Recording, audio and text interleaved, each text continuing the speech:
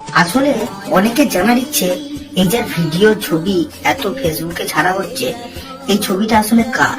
না, ইনি কোনো সেলিব্রিটি নন, আমাদের মতো সাধারণ ঘরের ও মধ্যবিত্ত ঘরের মেয়ে এবং কারো ঘরের বউ। ঘটনাটা ভালো করে শুনলে বুঝতে পারবেন আসলে মেয়েটার সাথে এমন কি হয়েছিল যার জন্য তাকে মৃত্যুবরণ করতে হলো।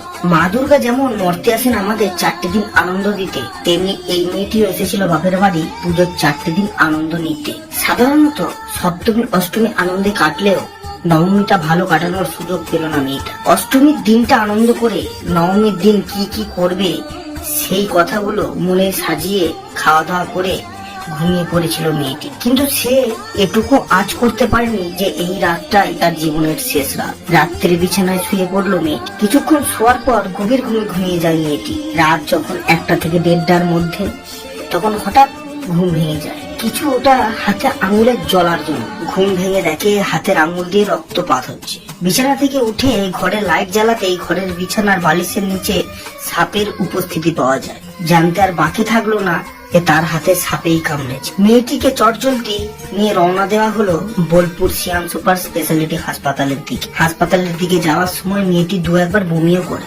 গিয়ে উপস্থিত হলো হাসপাতালে। কিন্তু নাম সুপার স্পেশালিটি হলেও কাজ তার সাধারণ একটা টেম্পোরারি মেডিকেলের থেকে আর কম নয়। কিছুক্ষণ ভর্তি রাখার পর 2-4টে ইঞ্জেকশন দিয়ে তাকে ট্রান্সফার করে দেওয়া হলো বর্ধমান মেডিকেল কলেজ, কারণ তাদের কাছে অ্যান্টিভেনাম ছিল না। তাই অ্যাম্বুলেন্স ডেকে নিয়ে চটজলদি আবার রওনা দেওয়া হলো বর্ধমান মেডিকেল কলেজের দিকে। কিন্তু ততক্ষণে বেশ দেরি হয়ে গেছিল। কিছুক্ষণ থাকবার পর মৃত্যুর কোলে ঢলে পড়ল 24 থেকে 25 বছরের একজন মা, একজন বউ আর একজন মেয়ে। শেষ হয়ে গেল পুজো কাটানোর স্বপ্ন। মাতৃহারা হলো একজন অবুঝ শিশু। স্বপ্নগুলো চোখে সাজিয়ে চলে যেতে হলো না ফেরার দেশে।